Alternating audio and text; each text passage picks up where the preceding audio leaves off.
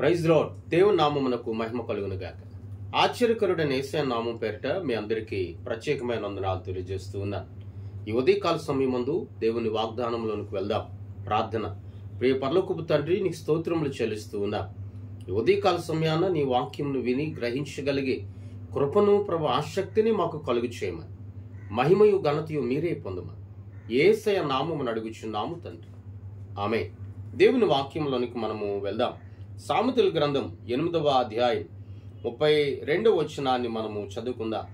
కావున పిల్లలారా, నా మాట ఆలకించుడి, నా మార్గములను అనుసరించు వారు ధన్యులు.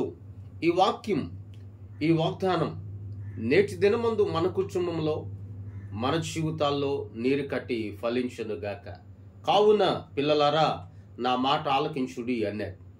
ఈ రోజున ఈ భూమి మీద జీవించుచూ ఉన్నటువంటి మన జీవితాల్లో చిన్న పిల్లలను పిల్లలుగా మనం చూస్తాం.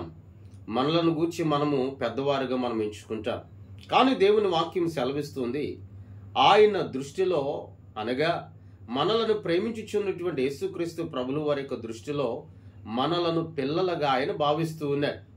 మొదటి అధ్యాయంలో యోహాను సువార్తలో ఆయన పిల్లలగుటకు ఆయన అధికారం ఇచ్చి ఉన్నారు. ఆయన కుమార్తెలుగా, కుమారులుగా మనలను స్వీకరించి ఉన్నాడు. స్వీకరించి ఉన్న ప్రభులు వారు సెలవిస్తూ ఉన్నాడు, మీరు వచ్చి నా మాట వినుడి అన్నాడు. ఎందుకు ఈ మాట వ్రాయబడింది అంటే, ఆయన మాట వినలేనటువంటి జనులు ఎందరో ఉన్నారు. ఆయన మాట లెక్క చేయలేని జనులు ఎందరో ఉన్నారు. ఆయన మాట ద్వారా నడవలేని, నడిపింపబడలేనిటువంటి మనుషులు ఎందరో భూమి మీద నేటి దినమందు జీవిస్తూ ఉన్నారు. నేటి దినమందు వాక్యంలో అదే అంటున్నాడు, పిల్లలారా వచ్చి నా మాట ఆలకించుడి. చూడండి, శిష్యుల విషయంలో కూడా వారు గలిలీ సముద్రంలో వారు వేటకు వెళ్ళినప్పుడు కూడా రాత్రి ఏమి కూడా పడలేనప్పుడు వారు ఉదయాన్నే వచ్చి ఒడ్డున వలలు అవి ఉదుక్కుంటున్న సమయంలో కూడా, పిల్లలారా తినుటకు ఆహారం ఏమైనా ఉన్నదా అని ఆయన యేసుక్రీస్తు ప్రభులు వారు సంబోధించి ఉన్నారు. నేటి దినమందు నీవు నేను కూడా ఆయన దృష్టిలో పిల్లలుగా మనల్ని స్వీకరించిన ప్రభులు వారు అంచాడు, నా మార్గంలో అనుసరించి వారు ధన్యులు. నిజమేనండి, దేవుని మార్గం శ్రేష్టమైనది. ప్రభులు వారు ఏర్పరిచిన మార్గం శక్తివంతమైనది. ప్రభులు వారు ఏర్పరిచినటువంటి మార్గంలో ఉన్నతమైన మహిమ దాగి ఉంది. ప్రభులు వారు ఏర్పరిచిన మార్గంలో ఉన్నతమైన శక్తి దాగి ఉంది. ప్రభులు వారు ఏర్పరిచిన మార్గంలో ఉన్నతమైనటువంటి దైవత్వం అనేది నిలిచి ఉంది.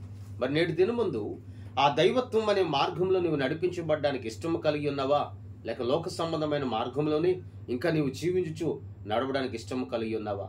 ప్రభులు వారు సెలవిస్తున్నాడు, నువ్వు నా యొద్దకు వస్తే, నా మాట ఆలకిస్తే నేను నిన్ను ధన్యునిగా చేస్తాను అంటున్నాడు.